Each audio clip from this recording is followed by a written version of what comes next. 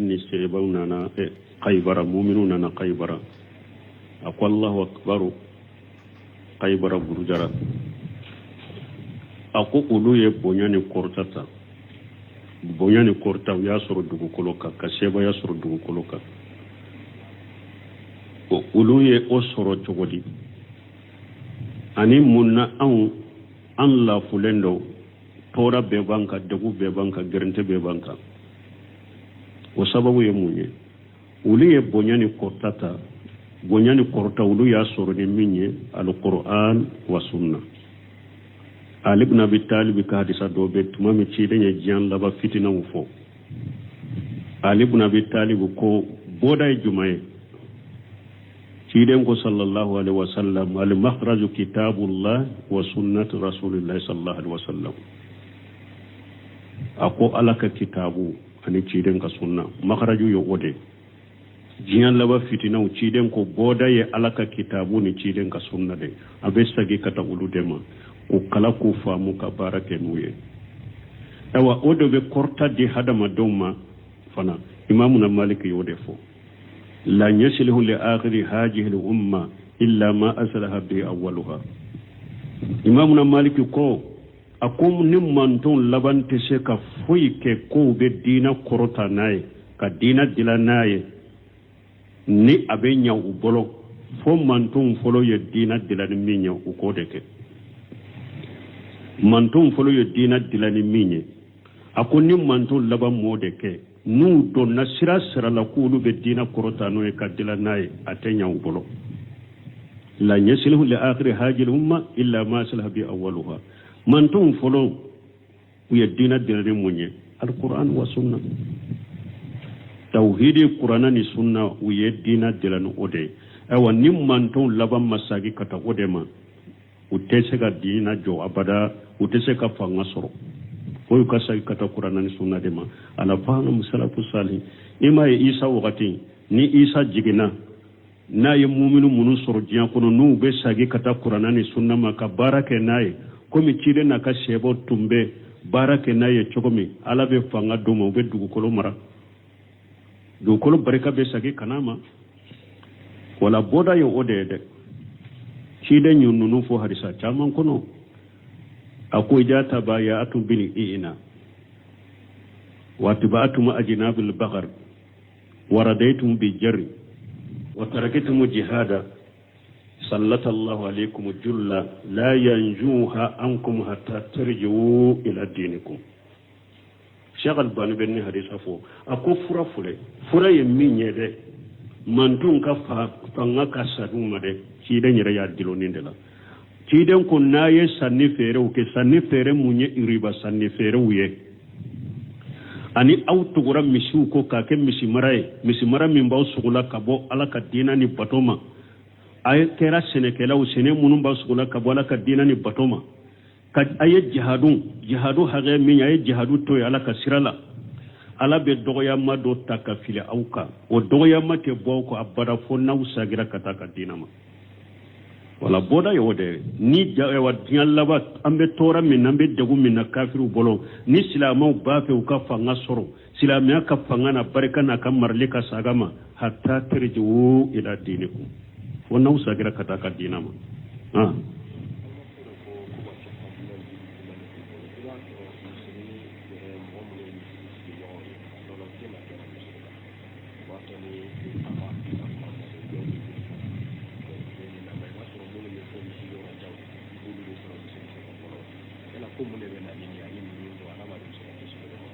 bo ko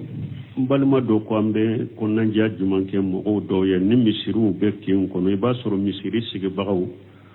ulutena misiri la jonna be eretare de la to ko fe fo ni salli be jo o minum be yoroja ulude bena ka kem misiri kono misiri awa sigi bagaw kerfe sigi bagaw nye ambe ne si hamun kuye mi nyen ni sababu salaya de do ani setane ani hera mimbe misirin nalila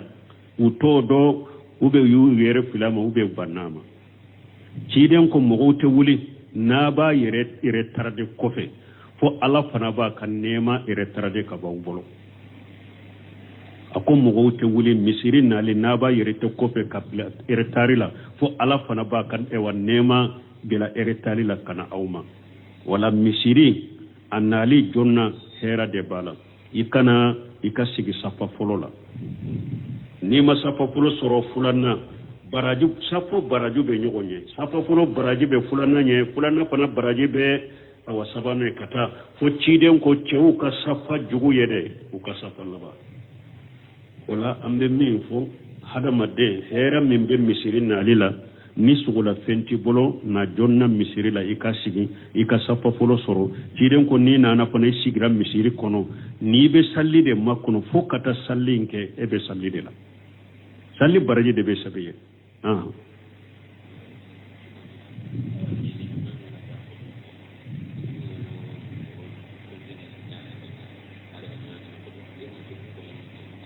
bo ko juma do ko yoro do la ni almami har ni almami sigira min barika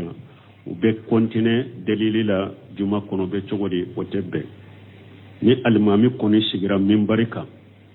bo mugo be wori mina ni dalili wala ababila ka jo ka kutuba de lamme janko ni kutuba bakala mugo kana teme safaw ni nyogonce ka dalili ke ka wori mina mugo la ibe mugo sugula ka bo kutuba lamme de la o be ke sababu e fana e yere ka juma baraji be ciya wala ni almami koni nana ka sigi min barila e wo fengo fembe misiri la dalili nu few aba be jo ka kutuba de lamme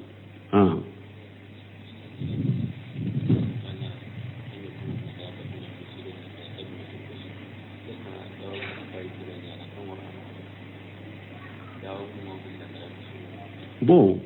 ko ewa ni hadisa min fora ko ciden ko ikani kamina usiri kata misiri la fo misiri saba ko dawatigu be min ko be dola ambe min fo na yasro mo min ka dawa be alquran wa sunna ala famu salafu salih nkata misiri la nka wajuru ke ka sunna fo mo ye ka tauhidi fo mo ye ka bidiya keleye ka bidiya bange mo bu yere ko sama ni nyem mo la kala de ni nte koyi kam minan siri tara bato ke misiri kono itara doni de di misiri kono kata mo de wala kata dinama dawa min be silamiya haqiqa dawa kade wala wote konte kuyi kam minan siri wo yede itara mo la duniya de kula kala ku wala kata dinama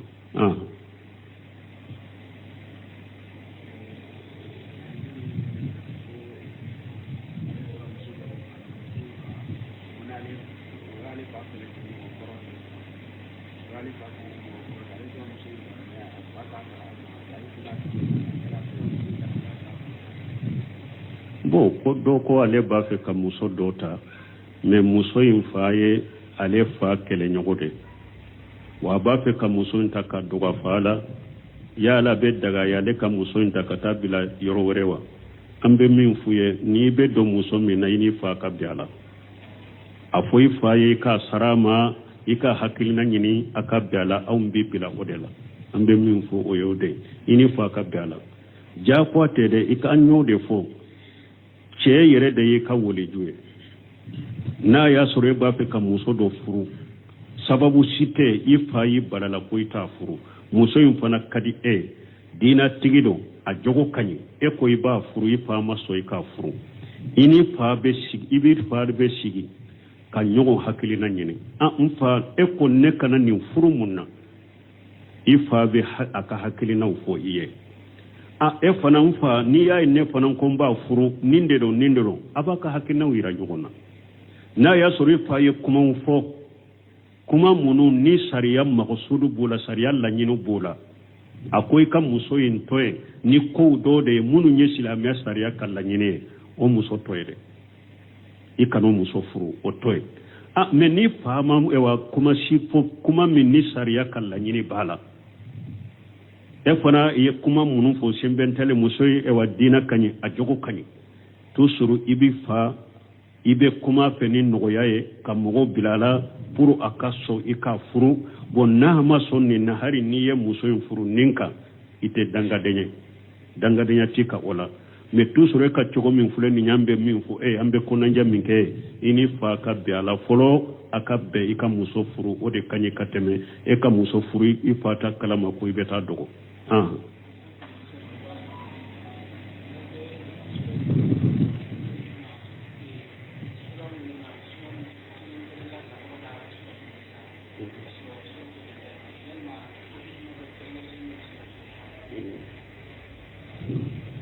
bon ko ewa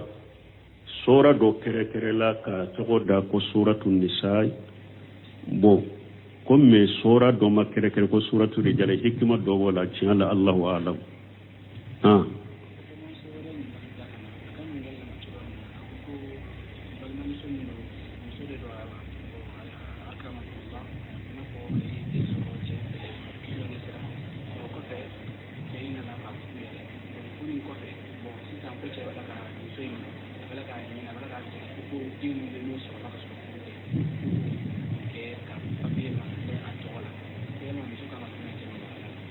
bon ko do ko muso do redo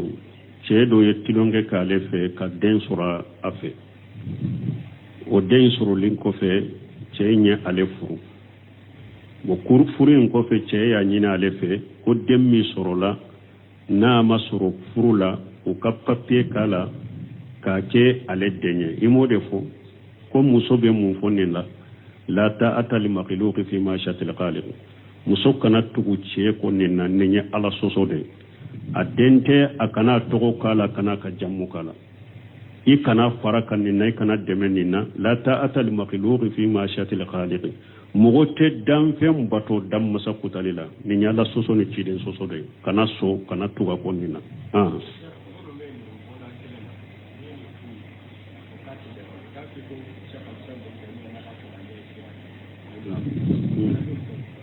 bon koni mo mi ni fo ko ba fo Cheikhul Islam bunte mi anaka kalande ni sirande ni ko sukuma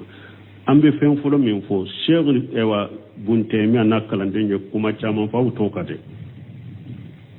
Cheikhul Islam bunte mi anaka kalande ni kuma chama fo abba no ma de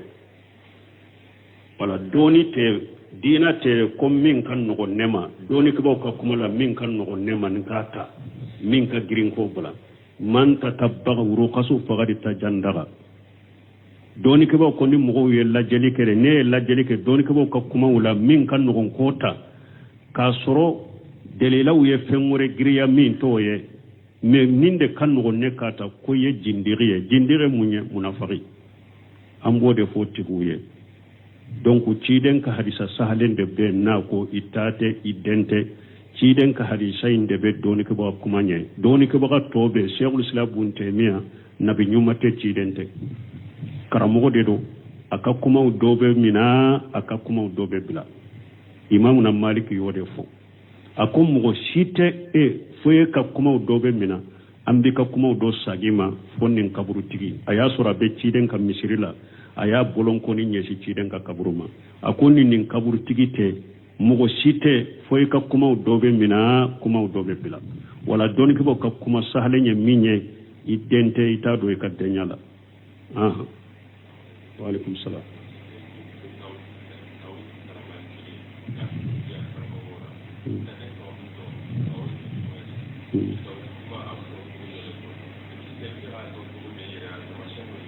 bo ni bas na ya sore bake an ka dersu la mi kan ka tawidi famu ambake ka tawidi kitabu yere dersu dio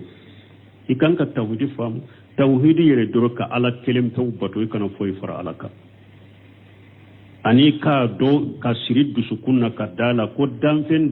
be ala de ya abeda ala de be danfen be ka ko nyana bo fana danfen fen worete minye dali ke ni anate fen worete dugu kolo ka mimbe ko nyana bo danfen unyeni alate munum beta kaburu nyini sufe ube sanje nyini sufe ube ubata su ka kaburu la ka dafalen ka e konne bananendo ikin keneya ikado ni shite su bolate danfo nimbe ala de tay awa ikado fana la yetto munu sabata yere la kamankutu munu sabata ala ko alebe la reshika asabati ala be la reshika abe la reshika tola min kakanai ayere de ko alebe la reshika be sampe wala be sampa be la reshika nunu na nyogona ikadannina ciden ko ala be la reshika ikadan nunu na nyogona la uba fo ninde matawidi tigiw parce que silama jamakulu chaman be mimbe ali ashariya ali asaira ulu bolo ala te sampe ala te la reshika ulu ba fo ko yorote ala la do ba fo ko ala be fembela do ba fo ko ala te sampe do ba fo ko e kana damana yoro kere kere ala la donc ahli sunna wal jamaa tawhidi tigiw uluko ala be sanfe abe lare shika bima yelugo bi jalali bila takifi wala tatil wala tamsili ala be lare shika ni ke chogoye ko ciga min kaka ni ala kan masayayi anta fo amba chogo fo anta fo amba misaliya anta fo ko ala te lare shi sanfe donc ikadda nunu na ba fo ninde mat tawhidi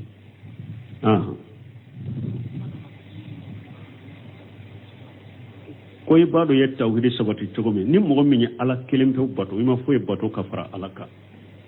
ima ati bolo ko feŋo fe foyi te abe ati bolo ka fo dan feŋ wore be min ye dani ke ube feŋ wore be min be dan feŋ ka ko ɲanabo ni ala te nin bi dusukun kono ala ye togo munu ni mankuto munu sabata yere la qur'ana ni sunna la yiw sabati ala la e tawhidi tige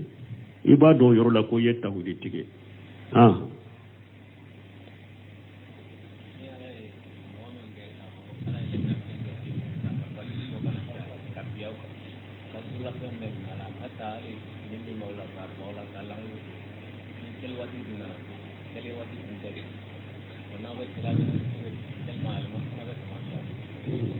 bon ko ni mɔgɔ min ni ala ka lajarabi sera u ma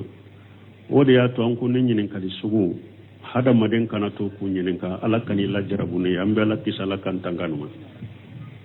ko ni mɔgɔ min ni ala ye aw lajarabi ko marifatigiw nana k'aw mina k'a ka finiw bɛ bɔ aw la k'a lankolon to ko aw bɛ sali cogo di a ka alimami bɛ kɛ cogo di ni ɲininkali sugu ni t'u kɔnɔ n'u kɛra kana to k'u ɲininka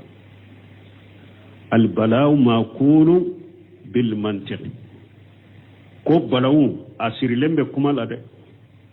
balawu sirilen bɛ kuma la nin ko sugu n'a ma kɛ i t'a kɔnɔ kana ɲininka i ka kuma ala kana ala jarabi n'a bi sɔrɔ parce que ciden yɛrɛ tile la a ɲɔgɔnna ye sɛba dɔ sɔrɔ a nana ciden ma ko yala ni ne ye cɛ sɔrɔ n ka muso kan wali cɛ n y'a sɔrɔ n ka muso kan fo n ka taa seere naani de ɲini o fana la wa ciden y'a da de sagira kuma in na ciden ko hun i bɛ seere naani de ɲini n'i ma seere naani ɲini awa haddu de bɛ bɔ i kɔ la u bɛ bɛ na ni seere naani min ye ciden ɲininka nin na dɔrɔn a bɔra ni ɲininkali yɔrɔ la ka taa dɔrɔn a ye cɛ de sɔrɔ muso ka ye o bɛ hadisa sahalenw na albala'u maqulu bil mantiqi balawu a sirilen bɛ kuma la de hadamaden k'i yɛrɛ kɔlɔsi kow dɔ bɛ i t'u kɔnɔ u ma kɛ kan'u ɲininka o de ka ɲi o la komi ka ɲininkali jaabi ni nin n'a ɲɔgɔnna kɛra a bɛ salli fattaqullaha masata'tum la yukallifu Allahu nafsa illa wusaha a bɛ cogo min alankolon bɛ salli tɛ bi ala ko ni ala tɛ mɔgɔ bila fɛn na seko tɛ min na ala ko hadamaden ka ala bato i seko ye min ye ala bato la i b'o de kɛ n'a seko ye alankolon de ka salla se ye o de ye se wɛrɛ t'aw ye ni o tɛ alankolon bɛ salla ka salli bɛ min na awa a ka limami a bɛ jɔ a cɛ la n'a yɛrɛ y'a dɔn n'aw bilala ɲɛ aw b'a ɲɛ ou bien n'a birila a b'a ɲɛ a bɛ jɔ aw cɛ la komi musow ka alimami bɛ jɔ u cɛ la cogo min safu cɛ la cogo min a ka alimami bɛ jɔ aw cɛ la o cogo la a bɛ salli ala kan kisi ala kana silama la jarabi ni nin bi sɔrɔ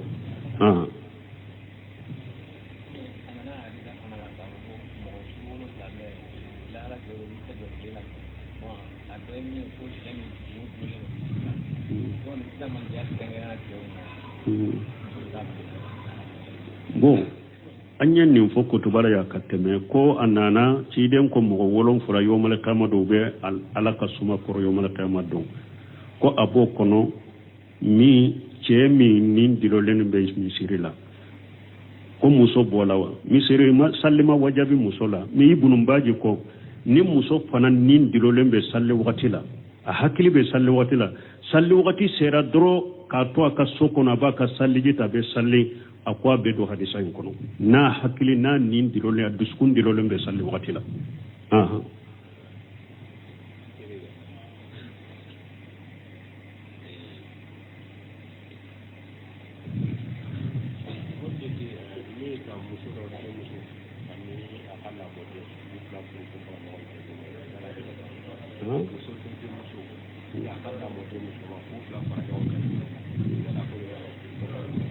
bon ko muso ka denmuso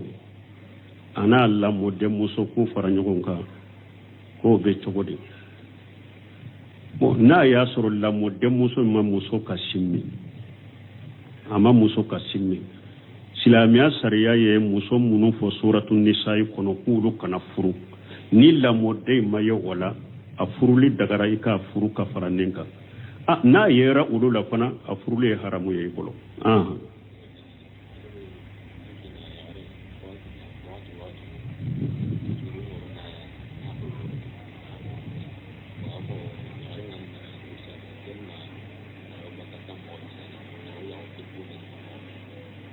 bon koni mewa muso e furula chema me fa bala me fa sugu mindo wakati udola ka hakili be wakati udola hakili be nyagambi koni e ba fe ka bo ibe munko ika waliju be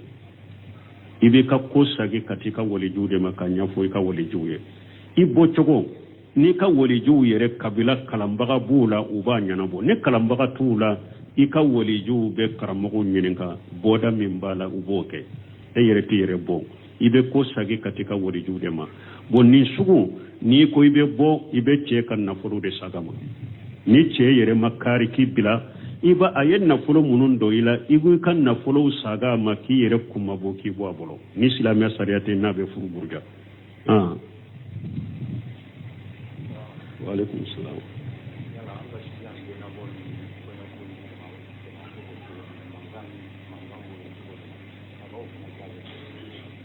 bo ko konyo ko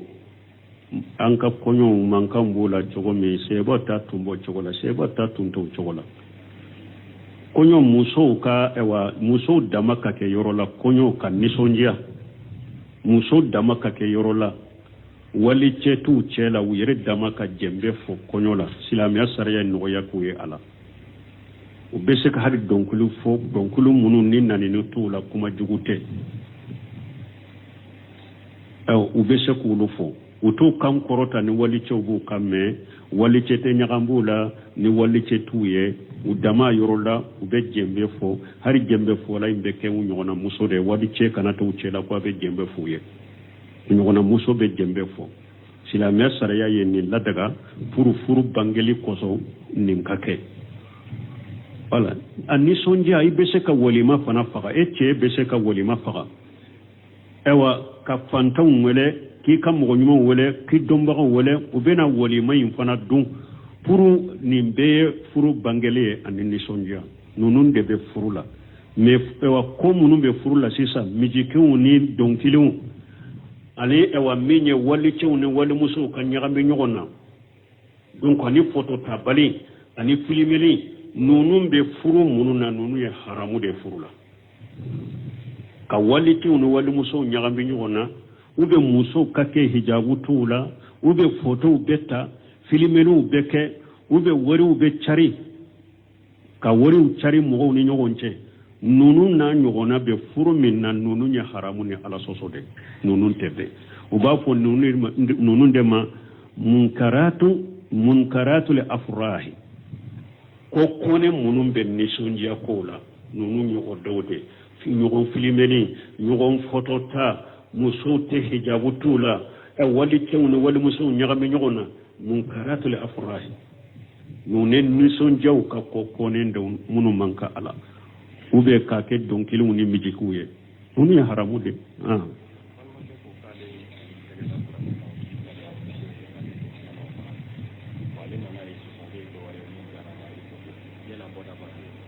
mo ko do ko ale ya ategeda qur'ana ka kale aka muso ye ko ale te fulanna faraka ko me ale nana yesisa ka fulanna faraka fembalawa folo la ye ibolo damin ke qur'ana ka ko kalna ne wo ye bidaya bolo lesiri tola ki kale ni qur'ana ki bolo da qur'ana ka kale lesiri tola o te kaliliye billahi wallahi tallahi ube nkalna ni qur'ana manay kala nyine alaka kuma munun be qur'ana kono aya munun be qur'ana kono nkalna ni qur'ana ni nye kaliliye parce que qur'ana alaka mankutude dan fente me ki tegeda qur'ana ka ko kali tegedai lesiri tola dinala bon min fule nenye donc ni ewa eko kalna ko ite do faraka na yasaru kalili wallahi de fora ube billahi de fora ube tallahi de fora ube nko kalna ni qur'ana kam de qur'ana aya munu na alaka kuma munu be qur'ana kono ni kala nyine ode sisa na yayi ba fe ka do fara muso inka folo min wajibi ka folo ibe kalili kafara de bo kalili kafara ibo bo kam misigine ka jonkan horoya ube kam misigine talla dumuni ube kam misigine talla hera pera bo nun saba ibi ka swala ni sera kam minke nin sabala ni desara nin sabala pew ibe tile sabasu ni nya kalili kafara min bika kele fulana iye wallahi dum min tamusoye wali muslimuna rasulutihim silama bu ka sarti de kade lahi dum min borto sisa muso de ba ka swala sisa sarti min tanne yi borala yin jamfa yin tonyo yin jamfa yi borallahi do la mennete sekin ka furubo ne koni be ton ka furula nyedde un soro yekka ba me yin jamfa ana sabati bolo ya jamfa ube an saratira de ni bora saratila ne fona bin ka furubo ordu babula ka furubo parce que ya jamfa de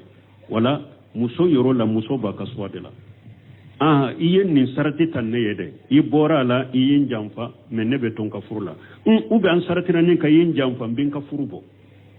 wa ba ka swade la سبحانك اللهم ربنا وبحمدك أشهد أن لا إله إلا أنت أستغفرك وأتوب إليك. رسول الله درسوا كنا حديثا منا نيجي نسيبونا خيبر مؤمنون خيبر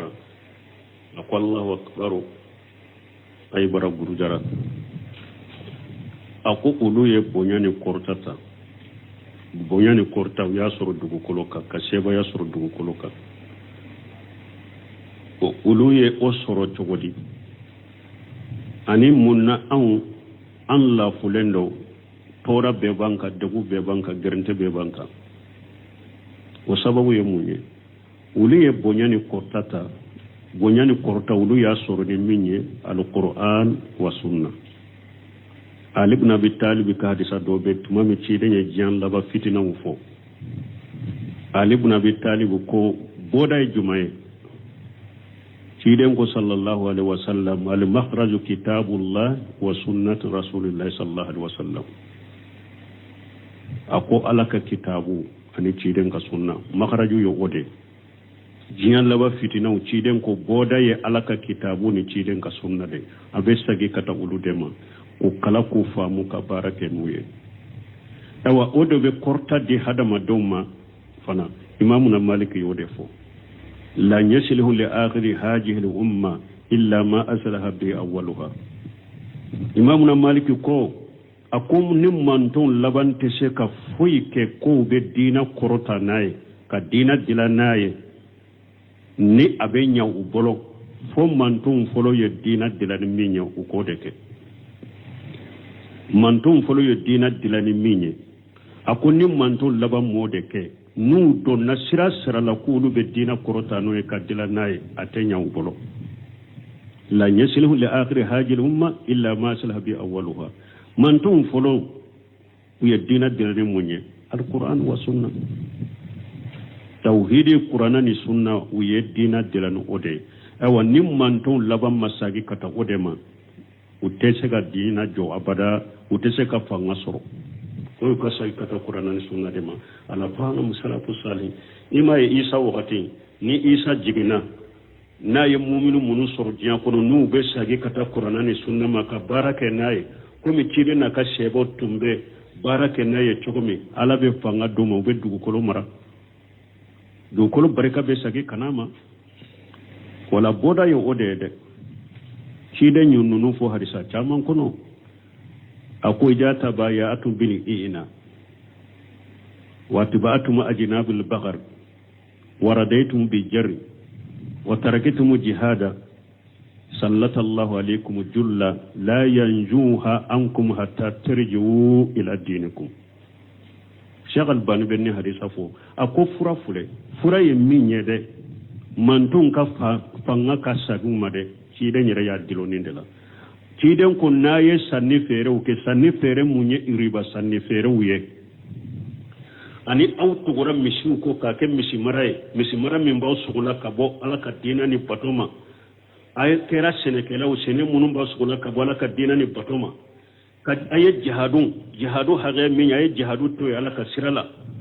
ala be dogoyama do takafile auka o dogoyama te boko abara fo nausa gira kataka dinama wala boda yode ni jawa diallaba ambe tora min ambe degu min kafiru bolo ni silama ba fe ka fanga soro silama ka fanga na barka na kan marlika sagama hatta tirju ila dinikum wa nausa gira kataka dinama